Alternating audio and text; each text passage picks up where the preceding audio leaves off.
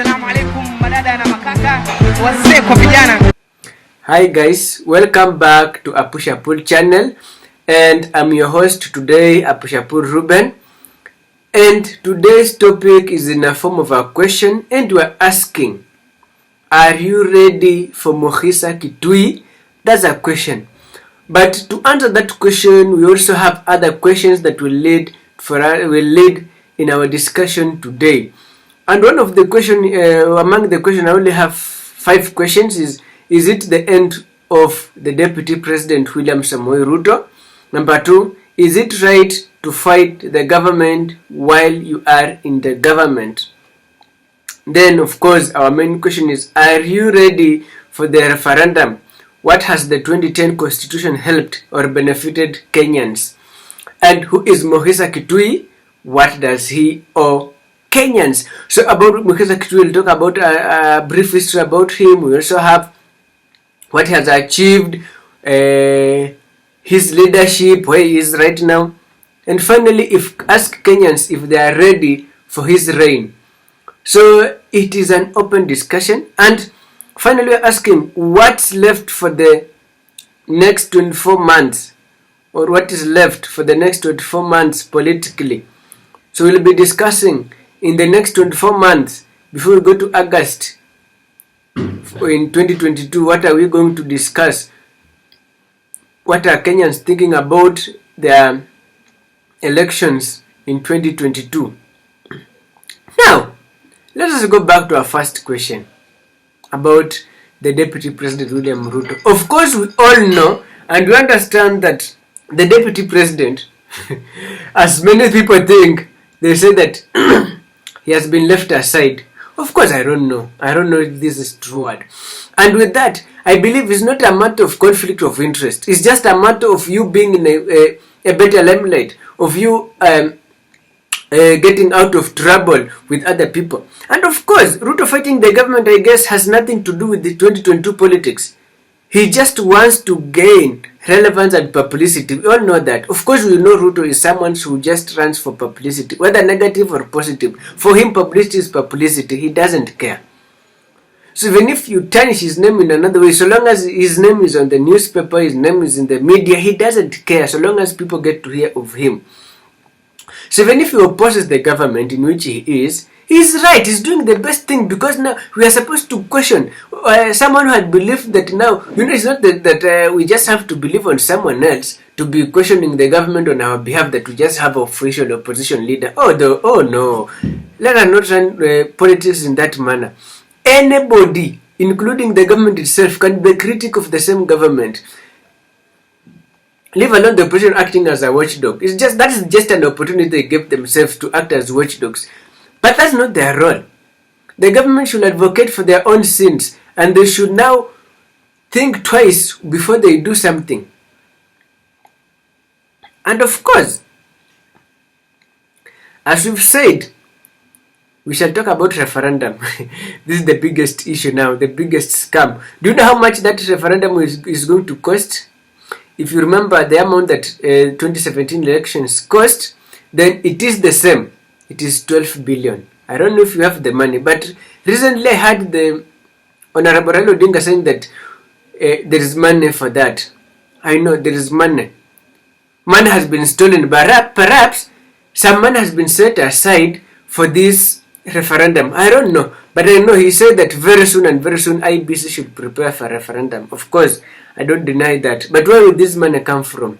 And as I've said earlier, a few minutes ago, perhaps the money we hear that has gotten lost from Ministry of Health or from KEMSA, perhaps has been set aside for referendum. We don't know. Let us wait and see where this amount will come from. And the 2010 Constitution has its advantages and disadvantages. So the 2010 Constitution, through creation of devolved government, has ensured balance of power and responsibility from the national government to 47 elected governors. Of course, we've seen the transition of governorship We've seen now we are not relying on the national government for everything. We have devolved government whereby we rely on governors for development at the county level, something we'd never thought of, which is a very good thing so far the 2010 constitution has done for us. We are glad as Kenyans for that, for we believe that maendeleo yamerudi mashinani. Sasa tunaweza jivunia ya kwamba kaunti yangu inaendelea vizuri, jimbo langu liko sawa, kuna maendeleo katika jimbo langu. Of course, we must be proud for that. Then the constitution has provided sovereign power of the people of Kenya. That is under Article 1 of the Kenyan constitution. Of course, we remember in 2018 when the former Prime Minister Raila Odinga swore himself in, he was using Article 1 of the Kenyan constitution as the people's president. It has given us a leeway that we are sovereign. Kenya being a sovereign country, it lives with the rule of the people, that people, citizens, have the final say. The same constitution has laid a platform for governors to loot from its people. That's one of the worst thing of this constitution. Like, we had this devolved government to help citizens at the grassroots level. But again, it has come to realization or to actualization that the same devolved government has created some platforms for these governors to steal, to loot from its own people. So it is a matter of conflict of interest. In as much as we are benefiting, we are only benefiting 30%. 70% is being benefited by the governors. Of course, governors have been accused of stealing county funds. For example, I can give you an example of Ferdinand Waititu, the Kiambu governor. I can give you an example of Mike Mbuvi Songo. Recently, we've heard of Obado. Of course, these are all governors that have been stealing, looting money, county money. You can imagine someone looting as much as 500 million, 700 billion, 1 billion. That is a lot of money that could have been used or set aside to help a common mwananchi. So that's one worst thing with this constitution. Of course, the constitution has no problem, but the people we've elected in those positions are now the main issue here. It is the main challenge that the people who elected, the governors, are stealing. Of course, I know almost all these governors are stealing. It's only that we've not caught up with them. But I know time will get up with them and they'll be brought to limelight. All of them will be known. Their deeds will be known. You know, Kenyans are very good surveyors. They know how to deal with these issues. They know how to get information from other publics. So, the same constitution has promoted and protected the diversity of language of people of Kenya. And Article 7, phrase 1, phrase 3ab is very clear. And I'll read Article 7, phrase 2 and 3. It says clearly, the state shall promote and protect the diversity of language of the people of Kenya and promote the development and use of indigenous languages such as sign language, braille, and other communication formats. That is very true. And of course, we really thank God for this constitution that it has now brought about sign language, use of braille, and other communication formats. And of course, the interest of the people of marginalized groups have been represented. That is Article 56 of the Kenyan Constitution. And as I read, it states clearly, the state shall put in place affirmative action programs designed to ensure that the minorities and marginalized groups participate and are represented in governance, are provided better opportunities for access to employment and other reasonable access to water, sanitation, and shelter. Of course, so the marginalized communities have access to these, or these people with the disabilities, minorities, they have good access. The constitution has provided a good governance. Of course, despite the fact that we have looting all over, we have a good governance. For example, They are the president and the deputy president, governors and deputy governors, senators, members of parliament, women reps and members of county assemblies. These are good people. They represent our interests from the grassroots levels.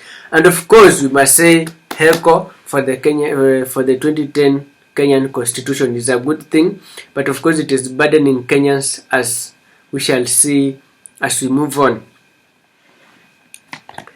These are good representation and no need to change the constitution to bring in regional governance. Of course, the constitution as it is, I guess it is right. Kenyans are contented with it. They are satisfied and they are not ready to change the same constitution. And of course, if we talk of referendum, Kenyans are already tired with this 2010 constitution. You've heard what I've already mentioned. So imagine we can split this down. We want to know how many people are in this 2010 constitution, so they can know if we are going for referendum or not. We have 47 women reps. 47 women reps. We have 47 senators. We have 47 deputy governors. We have 47 governors. We have 21 cabinet secretaries. We have 44 principal secretaries. We have 1,752 members of county assemblies. Those are elected. And we have the president and the deputy president. All these people. We've not even mentioned of the speaker, who is an ex-official member. We have 290 members of parliament. Of course, Kenyans are already burdened with these people. There are so many. Over 3,000 people already elected, and they are being paid from the taxpayers' money. From a common mwananchi who pays taxes. I know, and I'll not fear to tell you that these rich people don't pay taxes. They don't. They evade taxes. It's only a common mwananchi, a hustler, who pays taxes, and his or her tax has been looted, has been used to pay these politicians who don't see the benefit of mwananchi to his or her life. And when Mr. Raila Odinga says that he is proposing that we have an addition of a prime minister, and 2 prime ministers, and an introduction of deputy ministers, plus 14 regional governors. Aye! Let me repeat this for you to understand what the former prime minister wants to include or wants for referendum. 1. He wants, despite having 47 senators, 47 women reps, 47 deputy governors, 47 governors, 290 members of parliament, and then 1,752 MCAs. You can name them. He also wants to add the position of a prime minister, a position of 2 deputy prime ministers, of course, then introduction of deputy ministers. Of course, we have 21 so far. So if they are deputies, we mean that we're only getting other 21 members. Then, to make it worse, we are going to have 16 regional governors, of which I don't know the role of these 16 regional governors. I believe that devolution has worked best or better, and we can go with that. We can move forward with the current constitution. We don't have to burden the common mwananchi with these petty issues of referendum, of changing the constitution, to create positions for other people. Of course, you cannot be selfish to that extent that you don't even see the burden the mwananchi is carrying. They're already burdened. Kenyans are already burdened with this over 3,000 representatives. They're already burdened. So when you want to add up other people, around 70 something to them, it means that now they are going to pay a lot of money, a lot of tax. Where do you think this money will come from? As you say that Kenya has money. Kenya has money, but where does it come from? It comes from the pocket of a common mwananchi, a hustler, a mama mboga seller, a hotel operator somewhere, a kiosk operator somewhere. So he gets 1 or 2 shillings, then he uses 1 shilling to pay tax, of which the same tax is used to pay a politician who in turn comes in to squander the same tax that has been given to him by the common mwananchi. Where did we take our humanity to? It pains my heart. It pains a lot.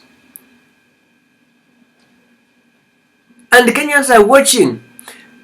And let me tell you this. These politicians are good at making political agendas. They'll come in with a way that they'll persuade you to believe that the constitution need to be amended. And of course, we as foolish Kenyans, we shall wake up very early in the morning for referendum, to vote yes. Of course. And we shall all cry. You know one thing, let me tell you, my fellow youth. This is your target.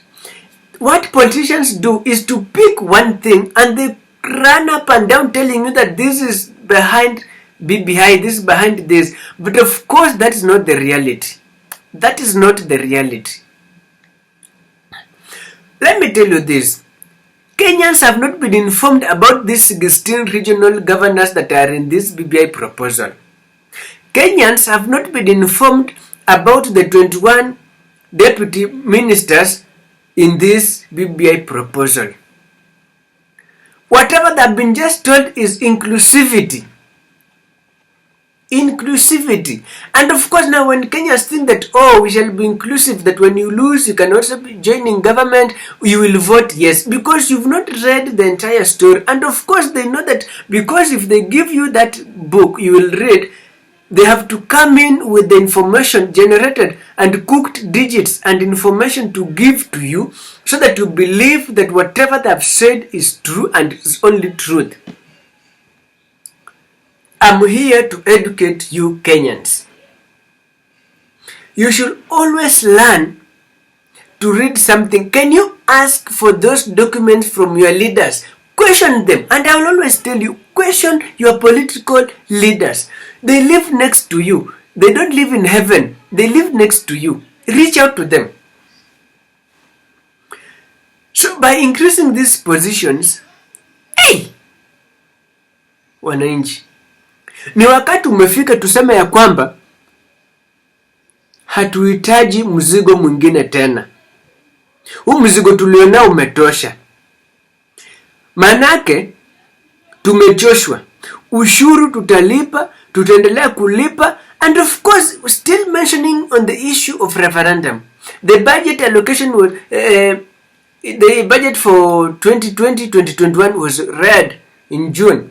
I didn't see somewhere they allocated money for referendum. I didn't see that, and it was supposed to be budgeted for. Of course, when you have other funds from somewhere which is not budgeted for, that raises a red alarm, a red flag, which we are supposed to question as Kenyans. Where is this money coming from?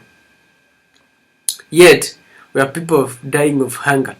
And of course, I remember in my last episode I've talked about the money heist and how the money has been squandered by KEMSA and Ministry of Health. And of course, it is our nature to be lied upon, to be given handouts, and then we vote for this referendum. We shall say, oh, let this referendum come, we are voting for BBI, it is good, it advocates for inclusivity, but at the back after it has passed, then you realize, oh, we are voting for 16 regional governors. We are voting for people to be added in the government. Of course, if this BBI thing was for the entire nation and for entire human nature, or as Kenyans, it was to address issues of political interest on how to reduce this burden. I remember there was Punguza Muzigo and it was dismissed long time ago. Punguza Muzigo was advocating on how to reduce the burden the Kenyans have. Of course, it was the best initiative to go. But now, we're advocating for. And you know, when he does this, the salaries keeps on increasing. Of course, recently we've heard that now some MPs who retired are supposed to be paid 100,000 shillings per month. How many are they? Where's that money coming from? Of course, it is coming from the taxpayers' money. We'll have to pay for them. That having been said, let us look at Mukhisa Kituyi. Yes, it is Mukhisa Kituyi before we end up with what has been left. So many people are asking, who is this Mukhisa Kituyi? Of course, many people don't know Mukhisa Kituyi, but let me just inform you who this person is. So Mukhisa Kituyi, currently, he is the Secretary General of the United Nations Conference on Trade and Development, in brackets UNCTD. So he has served in several government offices since time immemorial. He has been there. This man is not growing old. He's not growing old. He's growing young and young, of course. So he was born in Bungoma, Western Kenya in 1956 and studied international relations and political science in the University of Nairobi, and later on went to Makerere University in Kenya for his master's and PhD and whatever. So this guy has also served as a member of parliament. He was elected to the Kenyan parliament in 1992, 1997 and 2002 respectively. So in these all terms, he has also served as the opposition chief whip. He has served as a opposition chief whip in this position in the parliament. Then he was also the Kenya's Minister of Trade and Industry from 2002 to 2007 under Kibaki's regime. He lost his seat to David Simiyu Eseli of Ford Kenya in 2007. He is currently termed as Uhuru's secret choice for president. Of course, all his success are not known to the people of this nation. He has no legacy with his people on the ground. And therefore, I must raise a question. Are Kenyans ready for Mukhisa Kituyi? Are we in that generation whereby Kenyans are imposed? We get someone, or the ruling party imposes someone on Kenyans to rule them? Or is it the ballot that decides? Of course, we know that we vote, but our votes never count. Our votes ends when you vote.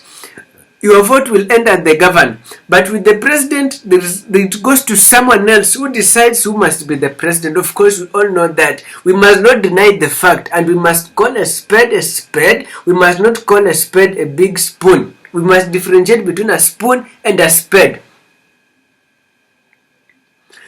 So if at all President Uhuru wants to impose Mukhisa Kituyi on Kenyans, he should stand up and tell us. But of course I blame, these are just accusations. They're just some rumors that are yet to be identified as true or false. But I must tell you that when time comes and you see Mukhisa Kituyi on the ballot, you just know, oh, it was said earlier on.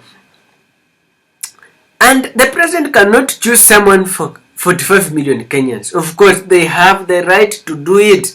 Imposition ended during one-party system in this nation in 1965, before even the 1965 sessional paper that was drafted to help in peacekeeping. So we cannot let the government to impose someone on us. Kenyans have their own minds. Kenyans have their own tastes and preferences, and since Mukhisa has been in the government and he has done nothing. Of course, he is the Secretary General of the United Nations Conference on Trade and Development. What has he done? What has he done to this country? Any development that has brought in? Nothing. So you want to vote for someone, or want to impose someone to Kenyans, someone who doesn't have even integrity, someone who doesn't have development agendas for the nation. He is even in a bigger position, but he doesn't see any importance of a common mwananchi. He doesn't see any importance of this nation. Of course, his contract is expiring next year, 2021 in August, so that he comes back for campaigns. Let us wait and see if he's going to succeed. And as I always say, may the best candidate win. And if the system decides, let it be. But this time around, we know there's something called the system. We've been believing it is there, but right now, someone in the government has already told us, of course, there is a deep state, a system that decides on who becomes the president. And finally, I ask you Kenyans, what has been left? What has been left in these 24 months? Of course, we only have 2 years to 2022 general election. Those are 24 months. So,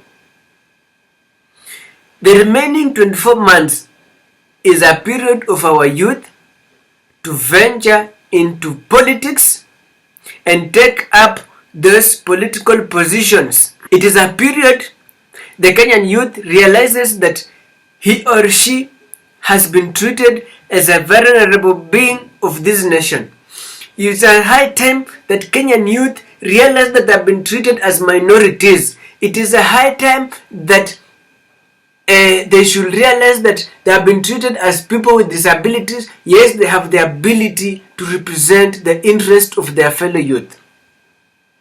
This platform creates and gives you an opportunity to raise your views, to learn your rights, and to know that you have the chance to vie for any position in this nation. The constitution is very clear and gives you mandate. So the youth have the chance to join different political parties and vie for various seats. In fact, the constitution gives them freedom of independent candidature. So they can decide to be independent candidates, which is very possible. You can be an independent candidate, which is very well, and it is quite encouraged. You can see Muhammad Ali is an independent candidate, just to mention a few. And of course, it is a high time. The 24 months left are meant for President Kenyatta to leave his legacy.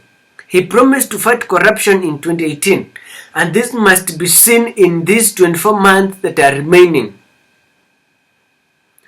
If he doesn't fight corruption as he had mentioned, and this begins with this money heist in KEMSA and in the Ministry of Health, if he doesn't take action, his legacy has been disputed, his legacy has been destroyed, and he has nothing to tell Kenyans that as the fourth president of this nation, he left a legacy behind. He has nothing to tell us. Of course, he doesn't even deserve to call us fellow Kenyans if he can't fight corruption. I remember that time he was in Mombasa when he said, wewe uliiba, beba msalaba wako peke yako. It is a high time the president pia awajibike kwa maneno yake aliyosema mwaka wa 2018. Alitueleza ya kwamba hakuna mtu ambaye ataiba fedha za umma ataenda bure bila kuhukumiwa. Wakati umefika, rais yafaa kutekeleza yale maneno ambayo aliambia Wakenya.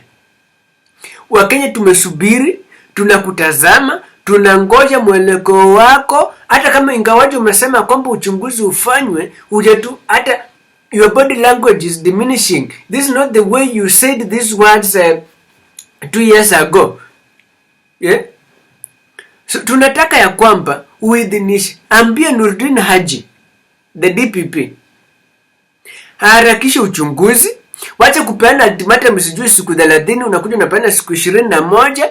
Waambie kwamba umewapatia shortest time possible, wafanye uchunguzi, walete wale ambao wameiba on board, tujue kwamba fulani ndiye ameiba, fulani amesingiziwa ama fulani hajasingiziwa. Wakati hayo yatatimizwa, tutajua kwamba Mr. President unapigana na ufisadi bila kubagua ni nani amehusika na nani hajahusika.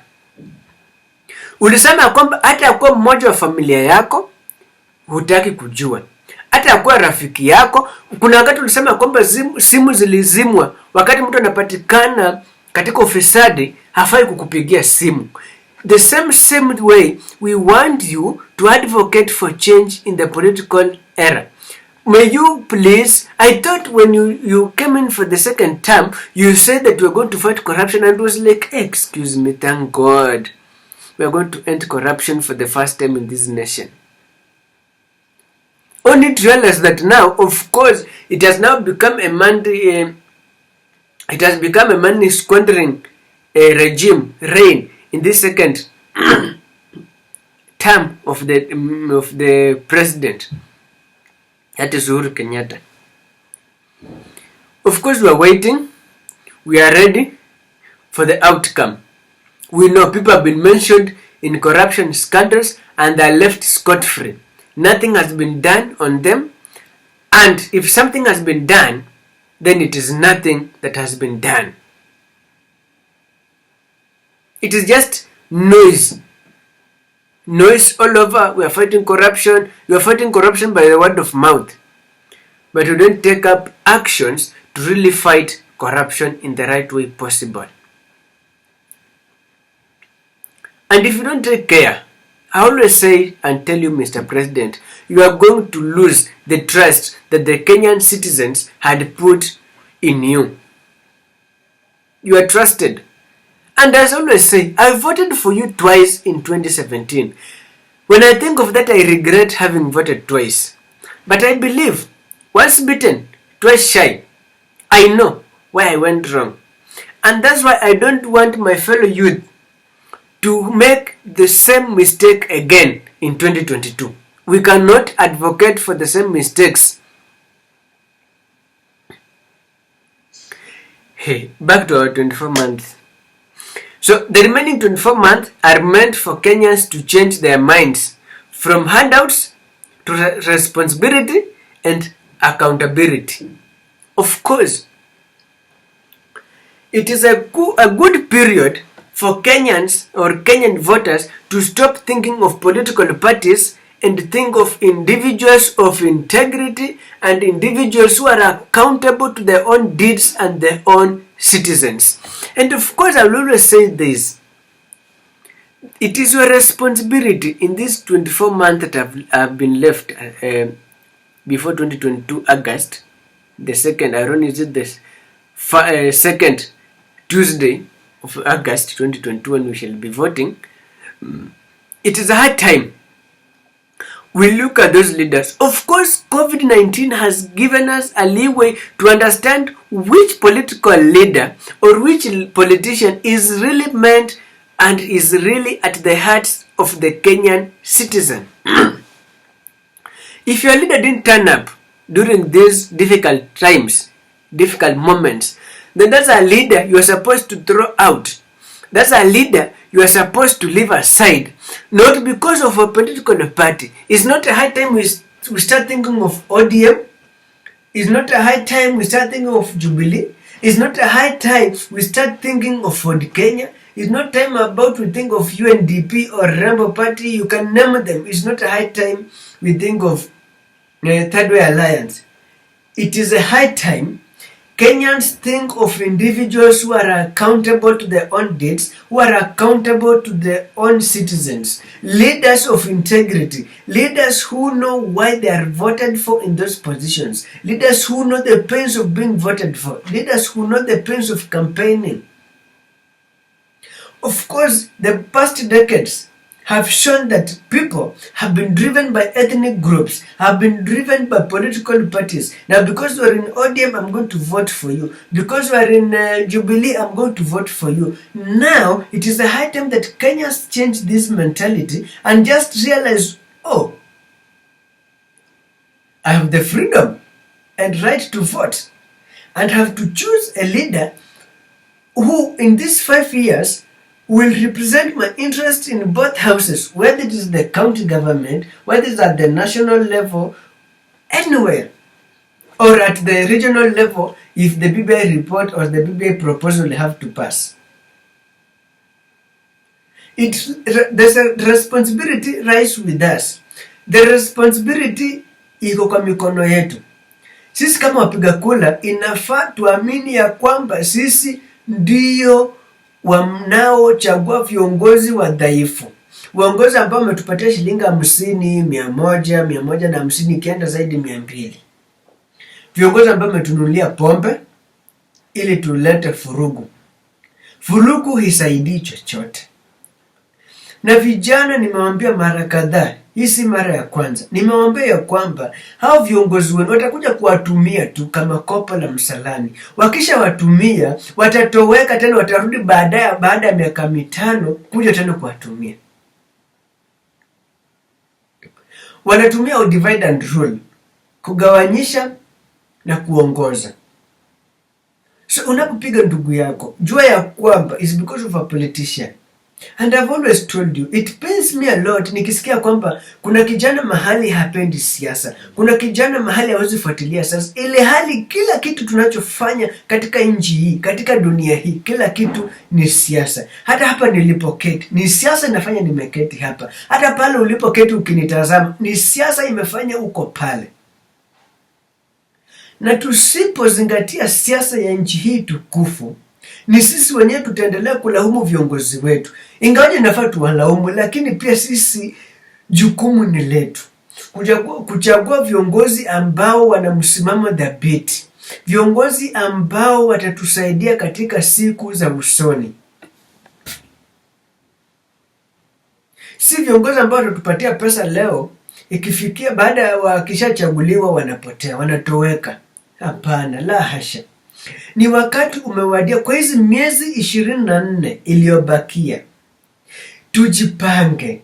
Nataka kuona vijana wakijitokeza, wakisema ya kwamba wanataka kuwania viti mbalimbali. Kutoka kwa MCA, kwa governor, kwa senators, kwa MPs, women reps, you can name them. I want you citizens, youth, to take up those positions.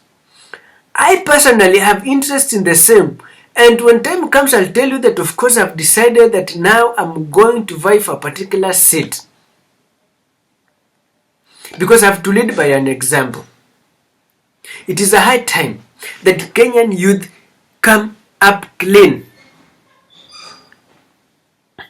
So it is a good period, I will call a renaissance period, where Kenyans can vote for change. It is a high time we vote for change. So in 2022 we are voting for change. We are getting rid of dictatorship in this country. Serikali ya udikteta. Hii ni nchi ya udemokrasia. Usawa, ukweli kwa kila mwananchi. Lakini jinsi ambavyo Rais Uhuru Kenyatta anaongoza nchi pamoja na viongozi wengine inafanya tunasema ya kwamba kuna a lot of dictatorship in this government. Na tumeanza kuona ya kwamba juzi kuna masenators kadhaa ambao waliweza kushikwa bila hatia yoyote. Kuna wale ambao walikuwa na house arrest. They were not taken to court. Viongozi kama Senator wa Kakamega Cleophas Malala, Senator Langat na Senator Lelegwa, kwa sababu walikuwa na msimamo dhabiti tofauti na ule wa rais, tofauti na ule wa prime minister ambao ulikuwa mgao wa rasilimali katika county, ilibidi washikwe ndiposa ule mjadala upitishwe katika bunge la Senate. But it could not be done because for the first time, and I really thank the Senate for standing firm and saying that we need our fellow senators back so that we can continue with this. And I really thank Murkomen. I think Murkomen of late is becoming the public figure. I guess Uhuru did a good thing to remove him from the Senate majority position to this place so that he can advocate for the interest of the Kenyans. Of course, Murkomen has the position of Murkomen after being removed as the majority leader has shown clearly that these people in this position are controlled by those people who placed them there. You can even look at Pogish's body language. It means that he was directed to do so. And of course, we all know that they were planning to vote on behalf of these 3 senators. Was it not for for the governor of West Pokot, that is Kipchumba Murkomen, to oppose that? It was going to be done. These people are going to be voted for. Of course, hiyo si demokrasia ambayo tunahitaji. Hiyo ni udikteta ambao tunasema ya kwamba wakati umewadia tuseme ya kwamba hatutaki udikteta katika nchi yetu ya Kenya. Tunataka uongozi wa usawa. Uongozi ambao unapatia mwananchi nafasi ya kujadili maslahi yake mwenyewe. Na vijana tuamke, tuchukue nafasi mbalimbali. Katiba imetupatia uhuru wa kusimama kiti mbalimbali apart from ile ya president, lakini all other seats the constitution has given us a mandate, a freedom, an opportunity to vie for those positions. What else are you waiting for? Come up with your own political party. And I've said, and I've repeated several, we need one political party in this country, and we call it Youth Development Forum. You can call it any name, and I'm always willing to join such political parties for youth. I know you will say the main challenge is where will you get funds? You form those political parties and see if you not get funds. Of course, in Kenya we say that leaders are chosen by God, but I know there's a system. I don't know if that God is the system that people are using, but of course we shall wait and see.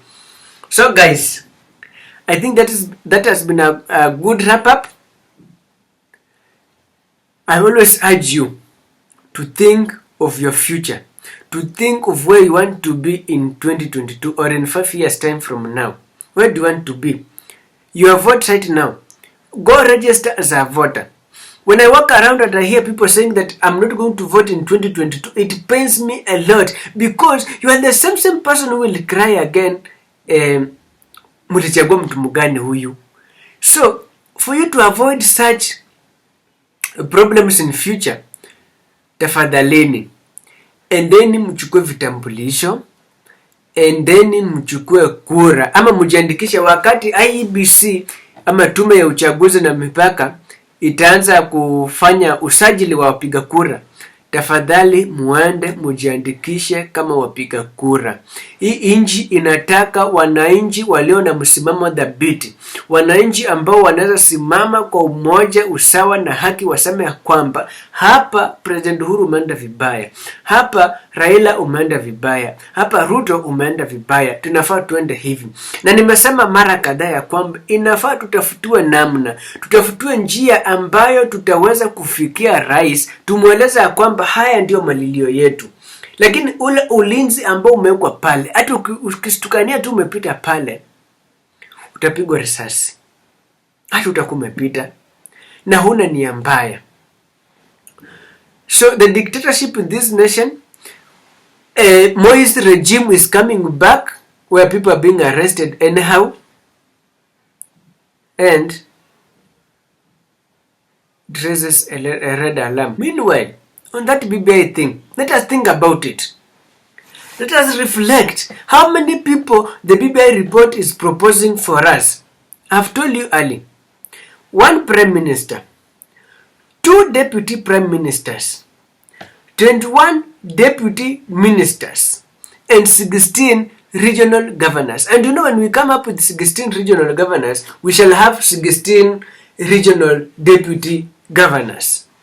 Of course, and I've told you, people are propelling this issue of referendum. Those people are propelling the issue of BBI are outgoing governors who are yelling and yearning and longing for these regional positions. They want them because they know they are going to lose political relevance. They are going to become politically irrelevant. Of which, if we don't, and I repeat, if we don't vote no to this referendum, to this BBI thing, we're going to cry. If this Kenyan constitution is only 10 years old and we've seen the burden it has given us, we've seen how it has overloaded Kenyans, what about the BBI report that is advocating for increment in positions in this government? I'd even forgot to mention that the opposition leader will be paid a salary of at least 1 million Kenyan shillings. It is quite difficult. So guys, that has been a good wrap up. For those who've not subscribed to this channel, please do, and don't hesitate to raise your comments, to raise your views. One important thing you have to do is to read the Kenyan Constitution so that you have a clue.